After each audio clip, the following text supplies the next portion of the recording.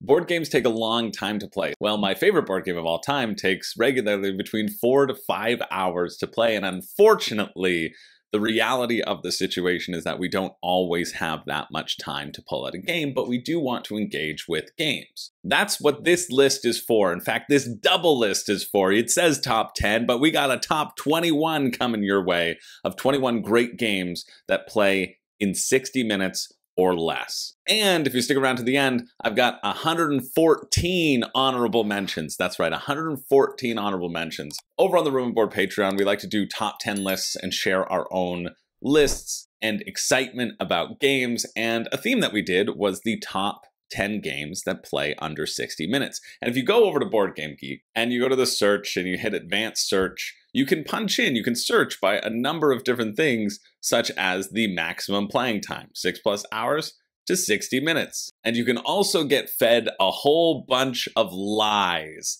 Pandemic Legacy Season 1 plays in 60 minutes? That's a lie.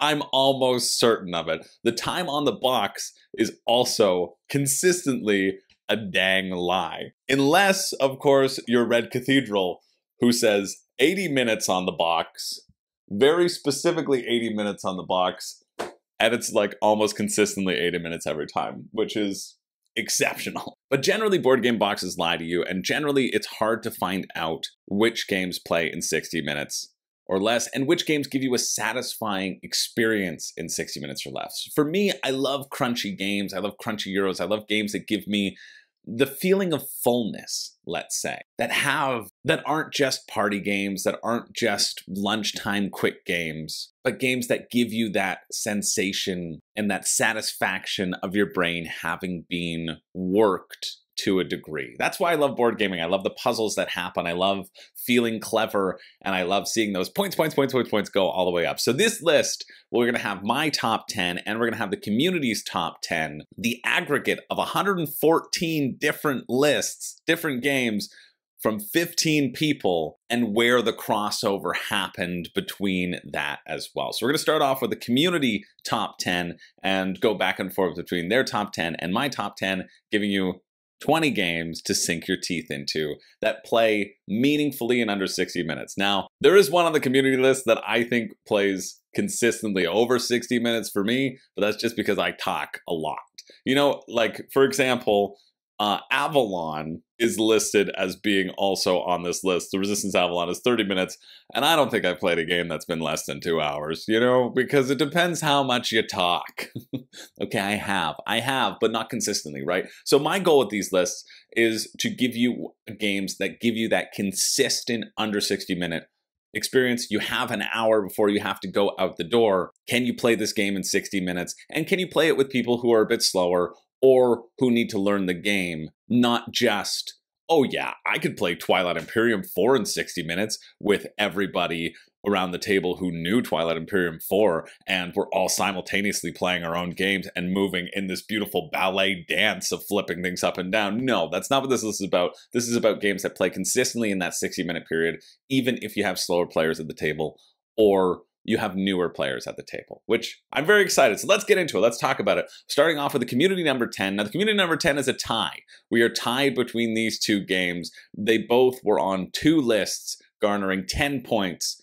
You get 10 points if you were ranked number 1. You get 1 point if you were ranked number 10 on anyone's specific list. And these games are Mystic Vale, which is John D. Clare's sort of first game. John D. Clare, who made Edge of Darkness, he kind of expanded upon this system, I think, with Edge of Darkness.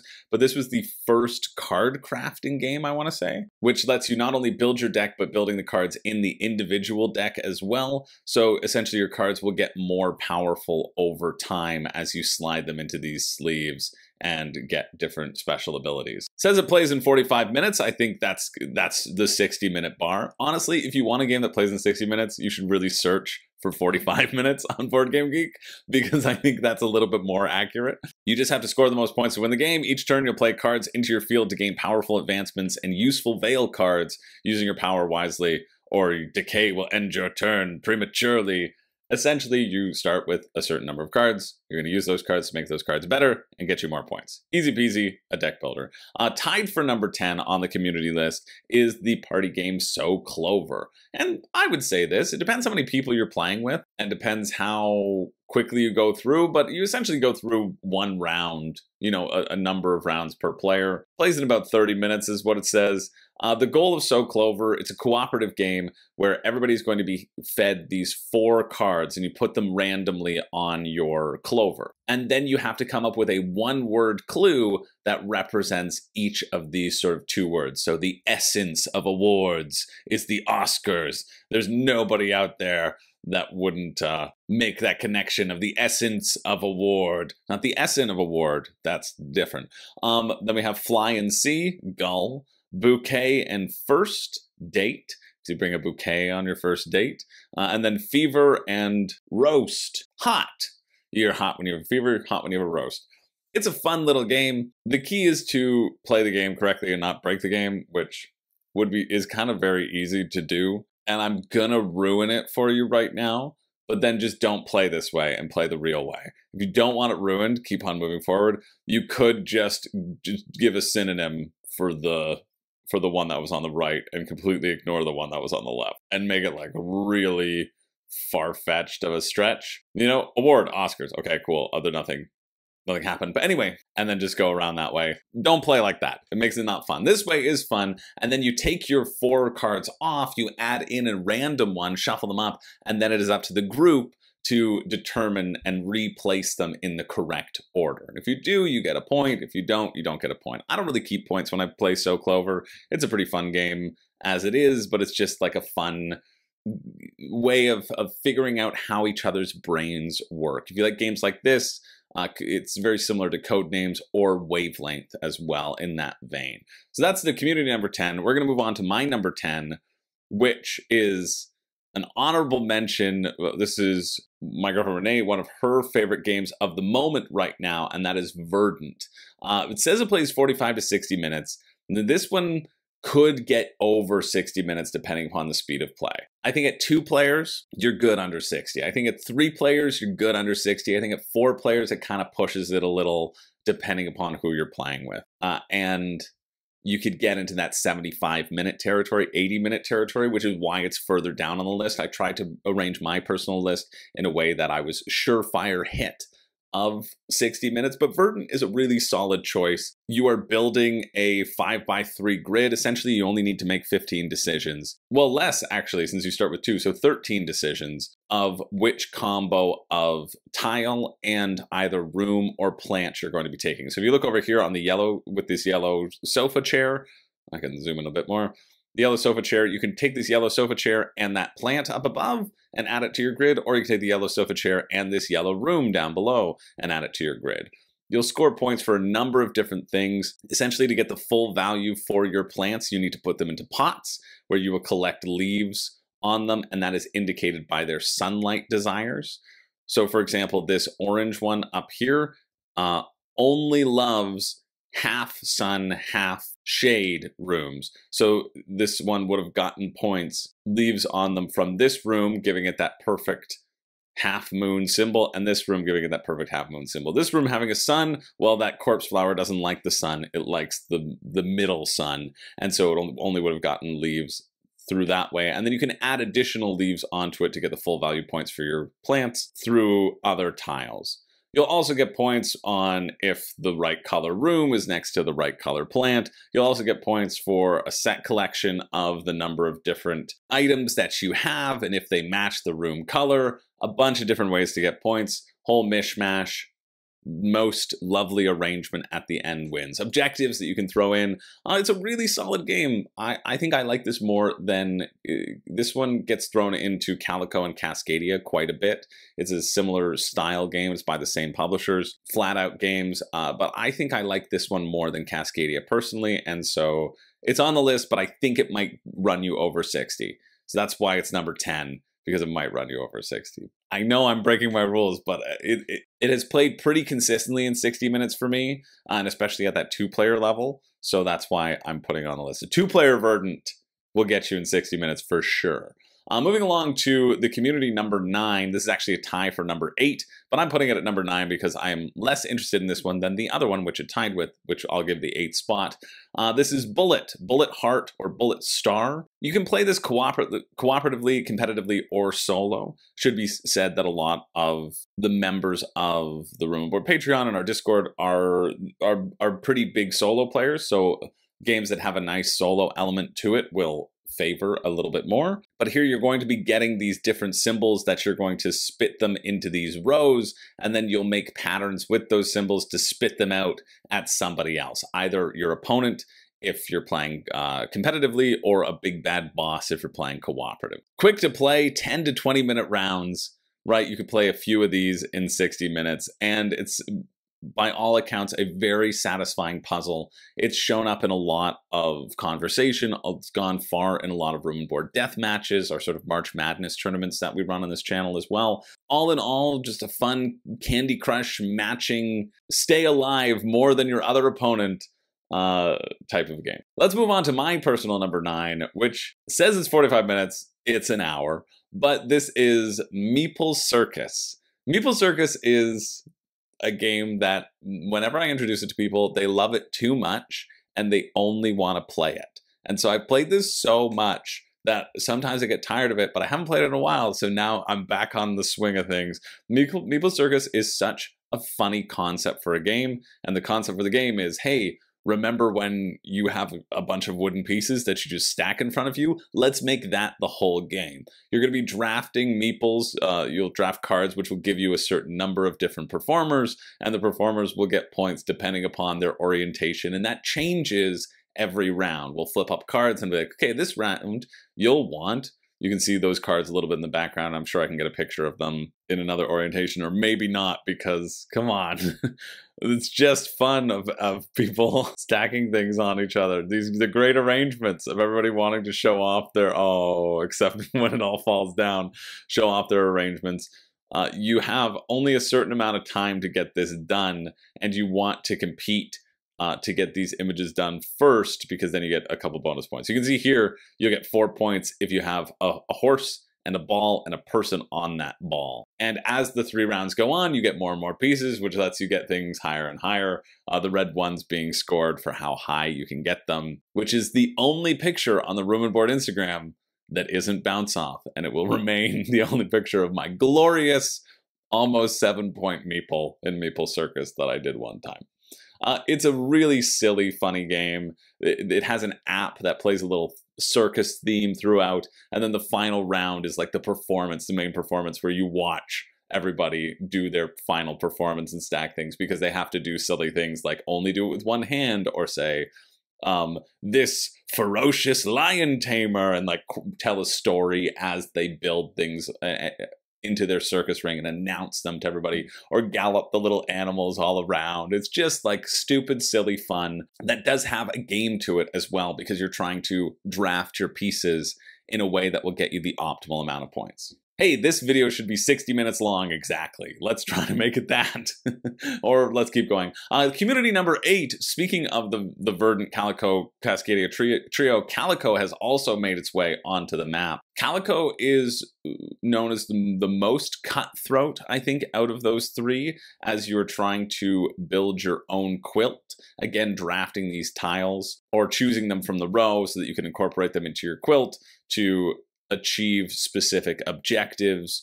You want to make the most beautiful quilt that your Calico cat will want to sit on, making arrangements and with different scoring conditions as well. Always trying to make those colors and those pattern combinations. You can see that there's a few purple ones that have different patterns on them. So again, going for those 2 criteria, which will give you the most points. That's community number 8. My number 8, I think could play in more than 60 minutes, but I don't care. I'm putting it on the list.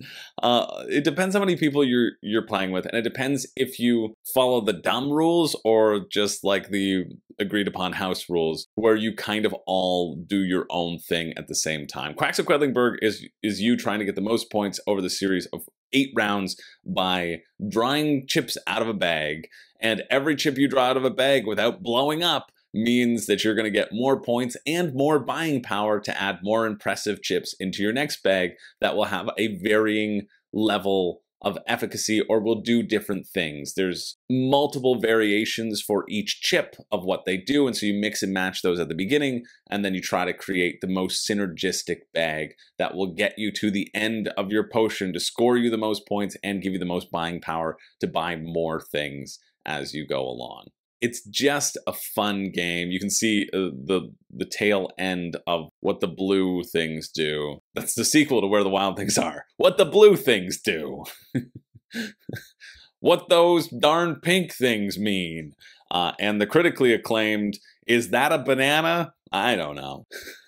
That might be a different sort of book. That's a different sort of book. But Quacks and Quedlinburg is just a fantastic game that I don't yet own, but will. I have it in this room with me because I have a friend's right now, but I need to get myself a copy, and I need to get myself the deluxe bits because bag building, you gotta have them. In the rules, I think it says, well, everybody goes one at a time and you reveal and you show each other, and really, as long as you all choose at the same time, are you gonna draw, are you gonna bust, you can get through the rounds pretty quickly. There are 8 rounds and then 8 buying decisions to be made, and the buying does have to happen in order. And so if we're dividing that by 60, this means each round needs to take place in around 7.5 minutes, and I think that's pretty reasonable. It's a great, great push your luck game. It is certainly quicker than Wonderland's War, which takes this and makes it more complicated and makes it very interesting, but it's also more complicated. This is the root of push your luck games. So silly, so fun. Highly, highly recommend Quacks of Quedlinburg. Community number 7 is Wildlands. This one ended up on 2 lists, still just 2 lists, not as much crossover as usual, but it got a lot of points, 17 points, so people rated it pretty highly on their both lists. This is where you can lead your faction to take out rivals and collect magic crystals in this arena battler. I've never played Wildlands. I honestly haven't looked into it that much. I've seen the cover, and I know it's by Martin Wallace, who designed Brass, the #1 board game of all time, according to Board Game Geek. But this is cool. This is really exciting to me that this has emerged so successfully on these lists. Players control rival factions, each with a unique deck of cards dictating their abilities across the battlefield. Some focus on range prowess, some on raw strength, others on the bond between characters, offering a wide range of playstyles to explore. So you just get a bunch of factions in this game. You're going to have this arena battler. This is a pretty big map too, and you run around, you punch each other in the face. Seems pretty easy. This is very exciting for me because I would have expected something like this to have to take a lot longer, right? You expect these sorts of games to be 1.5 to 2 hours, and having a little arena battler game that plays in 30 to 60 minutes, I don't know if I believe that it plays in 60 minutes. I think this is one that I believe may be a cheat, but I haven't played it, so I don't know how to play. Each board has 42 spaces. That's a nice little tidbit. I'm just watching Tom's review of it now to learn a little bit more of it. Only 12 minutes long, pretty easy. I'll come back to you. Cool, I like how you start on the board. Everybody gets 10 cards, and you choose 5 of them where your characters will start, and so you can kind of lock down the map. That seems like a very exciting starting point as well. This looks great. This is amazing. Great job, community. Yeah, I think this one looks really fun, actually. A quick little skirmishy brawl style game. Seems like it'd be pretty easy to set up. This gives me mythic battles without all the other stuff. You know, mythic battles, you're running around trying to collect crystals, and you're doing that in this as well. The numbers you don't pick end up being crystals where the crystal gems are, and so you kind of set up the board that way. This is one of those games where I love games where so much is done in those initial phases and you got to think things out. Not everything, but so much of the game and so many fun decisions can happen in that setup phase. And I think Wildlands gives me that. So yeah, that's really exciting. Number 7 on the community, that's Wildlands. Number 7 for me is going to be Furnace. 30 to 60 minutes. Now playing Furnace with 5 people and new people ran me over 60 minutes. I think it did take us like 80 or 85.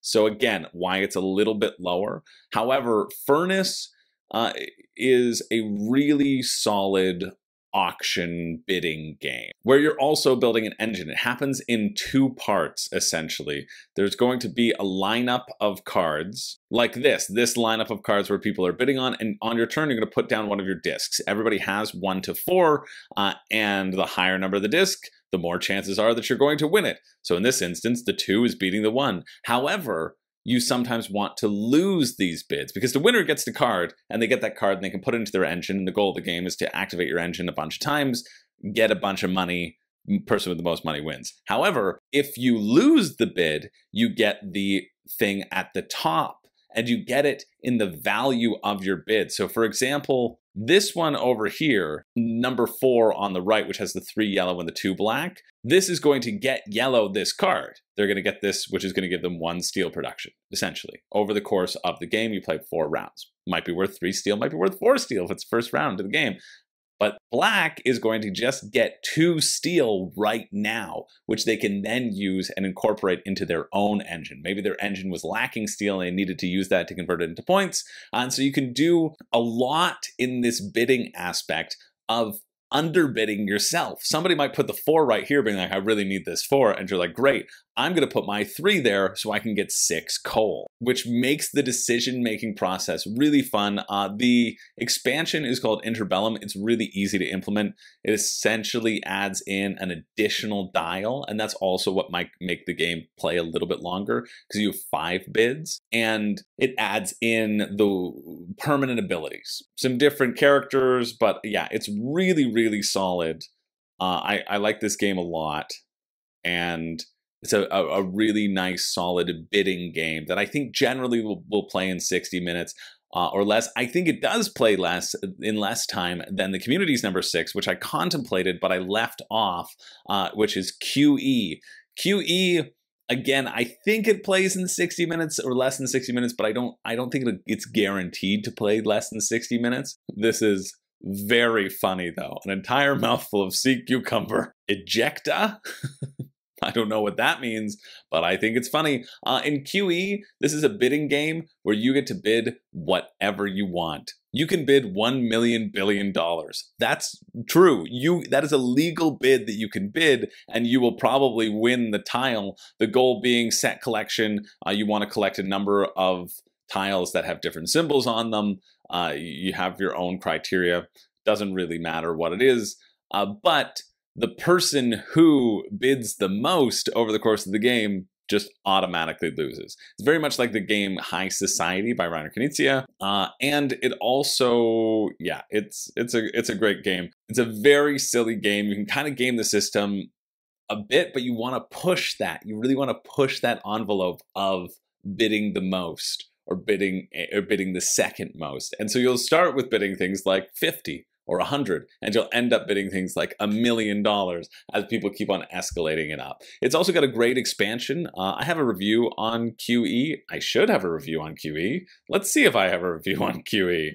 Let's go to the videos section and see if we see me. Yes, there's me. Spend that money. I have a review on QE and the expansion as well. The commodities expansion, which adds in a way to get money back, get money off your tally, which also adds, again, to the time. I'd say with the commodities expansion, maybe that's the games that have run over 60 minutes. I think with QE, probably you can get it under 60 minutes, and I was considering the commodities expansion. So that's number 6. That's QE. A really, really solid bidding game. You can't go wrong with it. Very fun. My number 6 is the only game that is kind of in that bluffing, social deduction, lunchtime game-esque area, but I had to put it on there because it's Coup. You can play a round of this in 15 to 20 minutes, even with 6 players. It's a really great lunchtime game, especially once everybody becomes familiar with it. The goal of the game is to be the last person standing.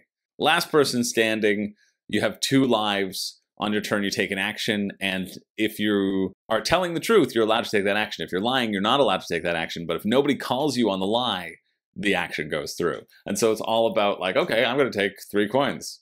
Do I have the Duke or not? It's up to somebody else to call me, because if I'm telling the truth, then they'll lose one of their lives. But if I'm lying, I lose one of my lives. Coup is just it's a staple of a game in my collection. It would be in my top 10 staple games, I would say, as well. And so that's kind of why I had to include it in this 60-minute bar, because I play it so much, and because I play it in that time where we have a lunch break. The lunch break is 60 minutes, and you can play this game in that 60 minutes with a decent group of people, still have enough time to eat your lunch and make your Discord post or whatever you need to do. It's really solid. Should need no introduction. Came out 12 years ago, and this kind of sets the standard for bluffing social deduction games. This and the Resistance for me. Moving along to the community number 4. This is a tie for number 4. Again, I'm going to put it as in the number 5 spot based upon what I prefer. And this is the solo game 20 Strong, which plays in 30 to 40 minutes, where you can play in a number of different packs. The first edition of 20 Strong came with Too Many Bones and Hoplomachus Victorum, and now they're doing this Tanglewood series, which was recently on Kickstarter. But let's just talk about the Solar Sentinels, which is the base game of 20 Strong. You will have these characters who will have a health value, I always forget what value this is, a refresh value, and what is it called? Oh, the strategy value. It shows how many rerolls you have and how many items you can keep. So you're building up items as you work your way through various baddies, rolling dice, trying to roll the correct amount of dice, push your luck to take out these people and deal with threats as they come up. You only have a certain amount of dice, and you can only refresh a certain amount each turn. So you have to choose, how many dice do I roll? How many dice do I need to commit to this attack? And how many can I recover at the end of the round? It's a very fun system. People have been enjoying it a lot. This is the first one. We're in 3-list category, which is why it's weighted a little bit higher, because it happened to be on 3 lists with a minimal crossover list is pretty significant of people who are enjoying this game. If you want just a quick dice chucker as you work your way through a different system, check it out. I think the base 20 Strong that is on Kickstarter right now, or just finished up on GameFound right now, rather, that is the Tanglewoods base. I think my gut says that'll be a better base to get than the Solar Sentinels base. That's just my gut, but I think it'll depend on the theme too, depending upon what you like. So yeah, that's number 5 on the communities list. My number 5, I love this game so much. You can absolutely play this in under 60 minutes. You can play a couple games in under 60 minutes. The 2-player game, it's not 2 to 4. It is a 2-player game. Don't listen to them. Santorini. Santorini shows what you can do when you have a good developing team.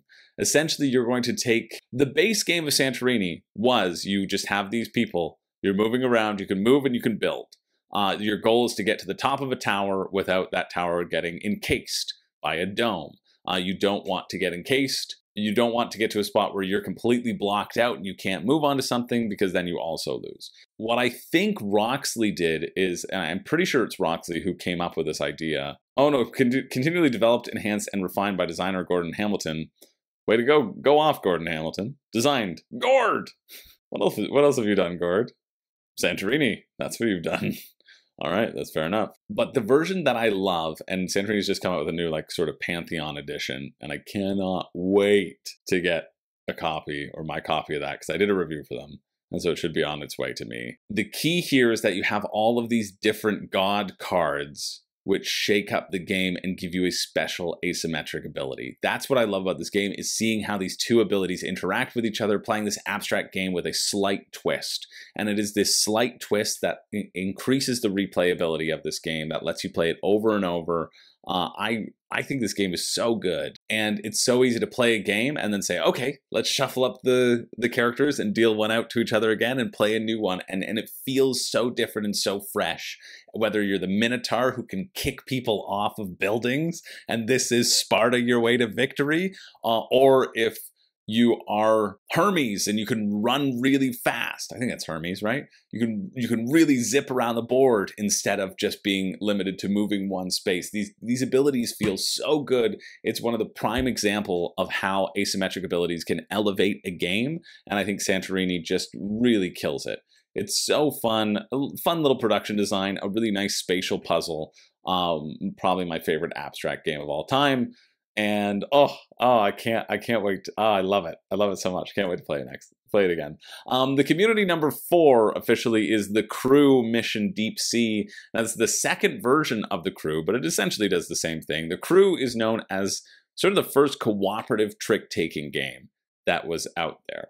You have a hand of cards. As you can see, everybody's got this hand of cards, which you don't show to each other, but they're being shown for the purpose of this example. And then you will get a number of different objectives. That's what this stack is about. It'll be dealt out and it'll be like, hey, this player needs to win all of the 9s. They need to win tricks where they get all the 9s. And 9s are the highest number. So how do we cooperatively work our way without talking, without telling each other what's in our hands? How do we indicate through our play to get the 9s into this person's hand and help them win? And so sometimes with the Crew, you'll be dealt a hand and it's very obvious how you solve that puzzle. And sometimes you won't. You'll go through this mini campaign of games. I put it in quotation marks because it's not really a campaign. They're just different scenarios, essentially. There's like 50 of them where it will say, hey, now everybody gets an objective, or no communication on this one, or just different ways to shake things up outside of what the objectives do.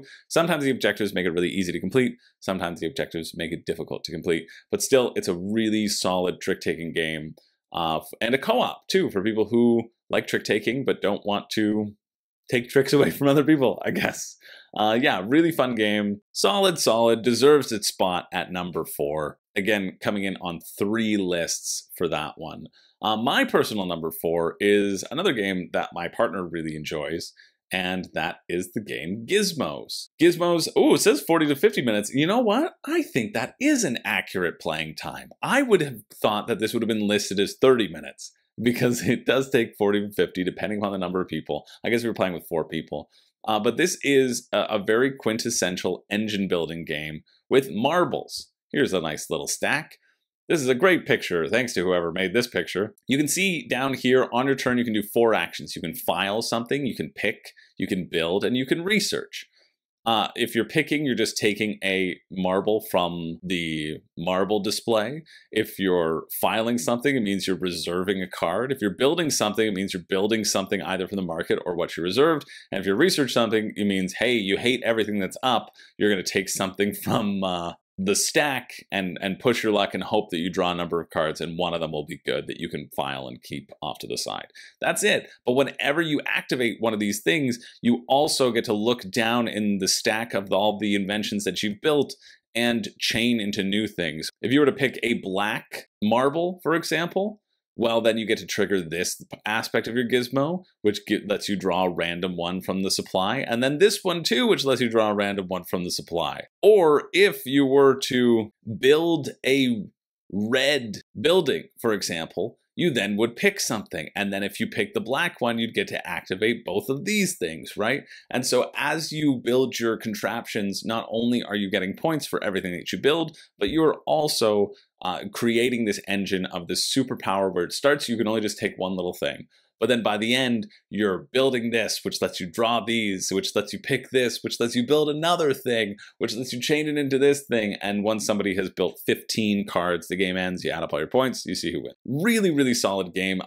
One of my favorite engine builders. Gives you that Splendor feel. Splendor didn't make it onto this list for me, even though I really still do enjoy that game, because I think Gizmos gives you a little bit more robust energy. Now, I wouldn't play this with people who haven't played Splendor if they're getting into, they're sort of new into gaming, but for me, Gizmos is a really lovely tactile feel. You can bang it out quickly and it feels satisfying, right? Like it leaves you with that satisfying feel of having played a game and having had an engine pop off in a small amount of time. And that kind of represents this list pretty significantly for me.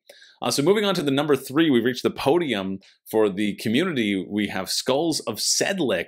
Skulls of Sedlic also getting onto 3 lists. This one with 20 points. The games on the community were max at 3, and so there were 5 games that were on 3 lists. And that's what's made up our top 5. But Skulls of Sedlic was high on a few of them. This says it plays 2 to 3 players, but you can also play a solo game of this. I've played this. I played this once at Origins, the only time I went to Origins, with Todd. Shout out to Todd. And you're just building a pyramid. You're building a pyramid of skulls where each skull wants to be next to another skull of a certain type, and you want to build yourself a nice little pyramid and get the most points. Easy peasy. See, boom, boom, boom, boom, boom, boom, boom. And then you score up all your points, you see who wins. Very simple, it's button shy, and so it comes in a very small wallet package. This right here, it's an 18 card game, so you can put it into your pocket, you can play it anytime, and therefore absolutely it's going to take less than 60 minutes because all of their games are kind of designed for that. This is probably one of their most highly rated. Let's see. I bet we can search. We can look at their games by button shy, and we can sort by rank. Yeah, Sprawlopolis is their most highly rated, and then Skulls of Sedlec is their number 2. That makes sense because I hear people talk about it all the time.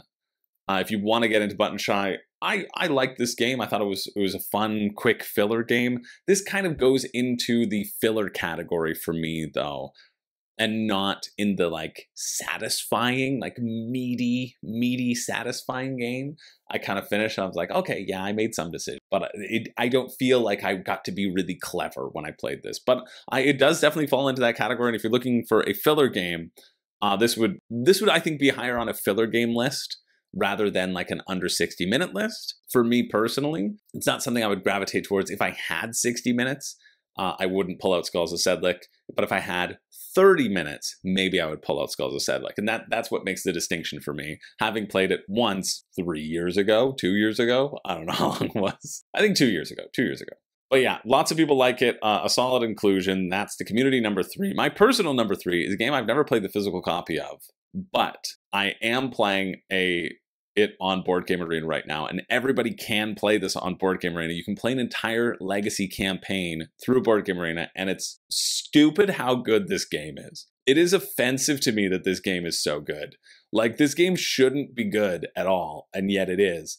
Like, you're just doing the same thing over and over, but it's so friggin' satisfying. It's just great. Let's get a picture of it without the pieces on it. Oh, that just might be a different way of playing. Okay, I'm just gonna assume I didn't spoil it for myself. And if I did spoil it, it doesn't matter. I'll cut that though, just in case. Don't look at the BGG images if you're like midway through this game. You have a little river and you have all these polyominoes, right? We're gonna go back to the one where it's all covered up. Yeah, the back of the box. We're safe with the back of the box. Okay. You have a river that's now covered and you have all these polyominoes.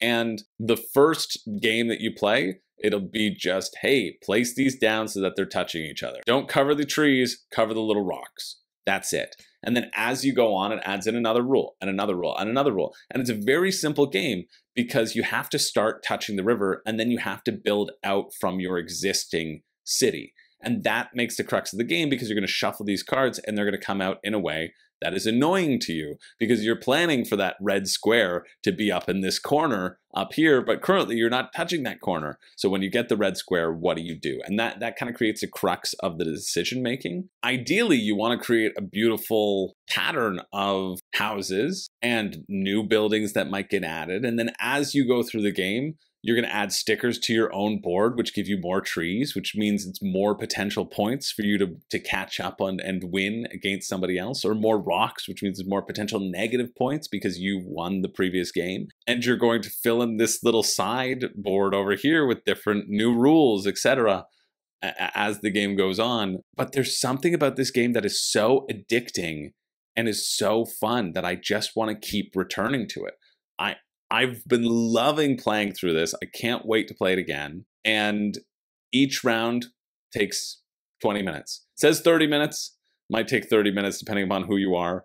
But it's been taking 20 minutes on Board Game Arena. And in an hour, you can finish like a chapter. Like a chapter with a new set of rules has been sort of divided into 3 sections. And so in that like 60 minutes-ish, okay, maybe it's more than that, but it just feels like time, like it feels like it flies by. You can almost get a full chapter done. And it's just awesome. I'm so surprised by how this game works. It shouldn't work as well as it does, and yet it does.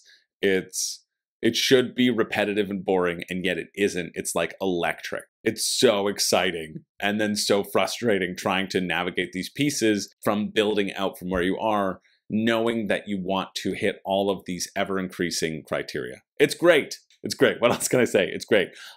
Speaking of which, we have our only crossover on this list with the number 2 community spot, and this actually would have bumped up the number community into number 1 if I had gotten my act together and added my list at the time. Although I really like not adding my list. Sorry to everybody in the Discord.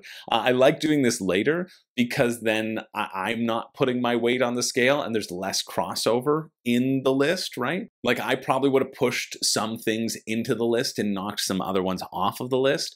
And so I'm really happy to do it later and then just, you know, make a video about it and then talk about it to you all now in this overly long-winded way. But number 2 is the Quacks of Quedlinburg on the community list. This was on 3 other people's lists as well. 45-minute playtime. Again, that great push your luck experience. Really, really fun game. This is a friggin' solid list, okay? If you've been looking for a good list of games, this is a good list of games. Like, I would play any single one of these games right now. Absolutely. Every single one. They're so good. Oh, games are fun, aren't they? Games, it's nice to have a little chuckle, a little game. So yeah, Quacks of Quedlinburg gets to number 2, rightfully so. Really fun push your luck game. My number 2 is my number 10 game of all time. This, I think, could go over, maybe not. Like you could play this at 4 and I think you'd probably get it under 60 minutes. I would never recommend you play this at 4. I think this is exclusively, again, like Santorini, like a really great 2-player game. But you could play it at 4 with the people who like it. Like I would be more inclined to play this at 4 than Santorini at 4. But this is a game called Barony. It's friggin' fantastic. It is an efficiency game by Marc Andre, who did Splendor, where you are trying to become a baron, and you're going to do that by expanding your lands and building houses on these lands so that you get resources. These resources will be worth a number of points, 2, 3, 4, and 5, and then you will use those points to, in clusters of 15, to move your little disc, moving up, boom, boom, boom, boom. You move it up 4 times, you trigger the end of the game, and you probably win the game. There's points in the game where you can do actions to move your disc down, basically just get 10 points every time you do it, and that can help break ties if you have that action efficiency, if you're able to do that beforehand. If not, well, maybe you're just going to push to the end because somebody might be down here at 55 and you've pushed to 60 and you're going to be able to take it and win the game. There are only 6 actions you can do. This is a cheat sheet of those 6 actions, but they mostly revolve around producing the little horses and then sending your little horses to other spaces and then turning those little horses into buildings which give you resources. You can also destroy other people's houses and steal their resources, which makes it a combination of like chess versus Catan versus Go versus Splendor. If that turns your crank, look for a copy. I think there should be a reprint of it coming out eventually. I think it's been on the docket, on the list from Matagot to do another version of it for like the past 3 years. So I'm still holding out hope, and I'm going to still keep waving that flag and talking about it until it happens. I love this game so much, but again, I love this at 2 players because I find with 3 players, you can kind of get into king making a bit, and it's still fine, but I just find as a 2-player experience, it's really good. Although honestly, I'm loving it so much that I would play it at any player count right now because I love it. All right, we're moving on to the community number 1. This is the number 1 game of the community. It just edges out Quacks of Quedlinburg by 1 point. It was on 3 lists, and that is the finishing of the trio. This trio hits in a way that it shouldn't. It gets in that 30 to 45 minute playtime. This is Cascadia, although I did play a game of Cascadia the other day with 2 new gamers, newish gamers, and 1 gamer who plays heavy games.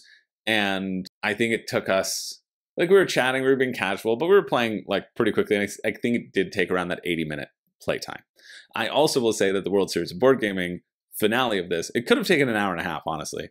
It felt more like an hour and a half, hour 40 once we did all the scoring, and I had to teach it as well, so that added to the time. And it was late at night, but even still. But the World Series of Board Gaming finale took 3 hours because everybody was constantly mining and maxing every single move all the time because they could win a big Super Bowl style ring. That was a very, very long game. But it was still pretty fun to watch because I was there watching it all, seeing things unfold and giving you the time to play everybody's hand, essentially, right? If you play a game of this in 60 minutes or 45 minutes and it's a solo experience, 45 minutes times 4, that's 3 hours. Cascadia is, if you don't know it, it's a dual tile laying experience. Again, it's in that Verdant Calico trilogy where you will take a tile and you will take a little disc to put on top of tiles. And the discs on top of the tiles will score in a certain fashion. And then the tiles will also score in another fashion, which is just contiguous land mass. It was honestly beautiful to watch everybody do Cascadia in the World Series and see their boards at the end and how like immaculately created these boards were and how their landscapes were perfect. Really cool to watch. Cascadia is fun. I almost pulled it out the other day when we had about an hour. I went for role player adventures. Oh, Adventure Party. That's a different one. Yeah, Adventure Party, which is another. It's more of a storytelling game, which I should have a review of that coming out at some point on the channel because it's like RPG D&D wavelength is how I would describe it. And that ran a little bit long, because we told longer stories. And so I might have preferred Cascadia in that moment. I also feel like Cascadia might take a little bit less time than Verdant. Even though you have 20 decisions to make here, and in Verdant you really only have 13. So maybe not. Maybe because Verdant you only have 13, it feels like yeah, I take it back. I think Verdant's better. Verdant's more likely to be under 60 minutes than Cascadia because you have less decisions to make. But yeah, it's a solid game. It's one of those games that I'm not like in love with, but I enjoy playing. I think it is a nice, solid game. I think because it won the Spiel des Jahres, a lot of people really scream it from the rooftops. And I think, I don't know, I think it's solid. I think it deserves to be screamed from the rooftops because it is solid, but I do prefer Verdant a little bit more for my own sensibilities. But that's the community number one. Now we get to my number one game. I think this game perfectly hits that feeling of getting a satisfying, crunchy game in that 60-minute period or less. It can play up to 5 players, and I think you could play it in 60 minutes with 5 players, although it might be pushing it, and it is Istanbul. It's 40 to 60 minutes listed here. I think in the lower player count, you're going to get under 60. I think 5, you might get to that 70 or 80-minute time period. But this game is all about efficiency. You're going to shuffle up these tiles, lay them out to create a map, and then on your turn, you take your stack of assistants and you move 2 spots and you drop one of them off, or you go back to where an assistant was and you pick them back up. And so you're kind of plotting your routes and your efficiency route as you move around. And the key part that makes it interactive is that if you go to a place that a person is already on, like their main mover, then you have to pay them money. And so that will disrupt you. Money is scarce in this game and you do not want to pay it to somebody else. And so that will disrupt you and you will pivot your plans and you will decide on, can I get to a spot first? Can I cut somebody off so that they can't get there? It's a really tight game about moving around, and the goal is just to collect these five red gems. There'll be gems that you can trade resources in for. There'll be gems that if you get 2 things, you've traded enough resources to give yourself special abilities. Essentially, you have to visit these places more than once to get these gems, and there are a number of different spots where you can trade in things to get the gems as well. So a number of different pathways to victory. It's really crunchy. It's a tight race.